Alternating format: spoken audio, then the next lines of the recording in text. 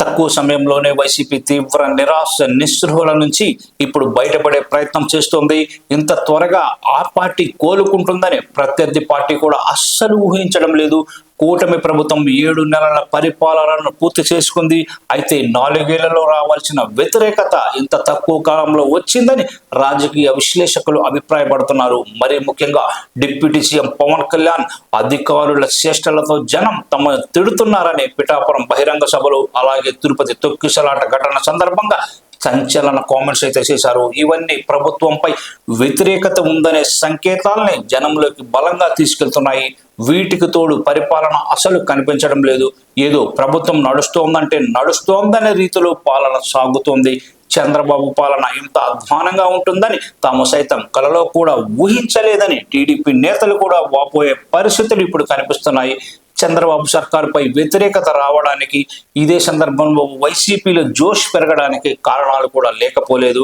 విజయవాడను వరదలు ముంచెత్తడం, తిరుమల లడ్డు ప్రసాదంలో కల్తీ జరిగిందని చంద్రబాబు ఆరోపణల్లో నిజం లేదని సర్వోన్నత న్యాయస్థానం కామెంట్స్తో జనానికి తెలియడం, తాజాగా తిరుపతిలో జరిగిన తొక్కిసలాట ఉచిత ఇసుకు ఉత్తుతుదే కావడం, అలాగే కీలక హామీలేవి అమలుకు నోచుకోకపోవడం తదితర కారణాలు ప్రభుత్వంపై వ్యతిరేకతకు దారి తీస్తున్నట్లుగా తెలుస్తోంది. ఇక ఎన్నికల ప్రచారంలో చంద్రబాబు, పవన్ కళ్యాణ్ అలివిగాని హామీలైతే ఇచ్చారు. అధికారంలోకి వచ్చిన తర్వాత సామాజిక పింఛన్ల పెంపు మినహాయిస్తే ఆర్థిక ప్రయోజనాలు కలిగించే ఏ ఒక్క హామీ అమలుకు నోచుకోలేదన్న కోపం ప్రజానీకంలో ఉంది. ఇదేమని ప్రశ్నిస్తే గత ప్రభుత్వం ఖజానాను ఖాళీ చేసిందన్న ప్రభుత్వ వాదన జనానికి నచ్చడం లేదు. అన్నీ తెలిసే కదా హామీలు ఇచ్చారన్న అభిప్రాయం కూడా ఇప్పుడు వ్యక్తమవుతోంది. ఇవన్నీ వైసీపీకి రాజకీయంగా కలిసిస్తున్నాయి. కేవలం 6 నెలల పాలనలోనే ప్రభుత్వ ప్రజా వ్యతిరేకత విధానాలపై వైసీపీ పోరు బాట పట్టడం ఆశ్చర్యం కలిగిస్తోంది.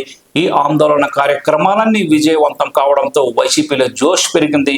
మరి ముఖ్యంగా వైఎస్ జగన్ ఎక్కడికి వెళ్ళినా జనం పోటెత్తుతుండడంతో అధికార పార్టీపై ఆ పార్టీలో కొంచెం ఆందోళన అయితే కనిపిస్తుంది. ఇక వైసీపీకి భరోసా అయితే కల్పిస్తుంది.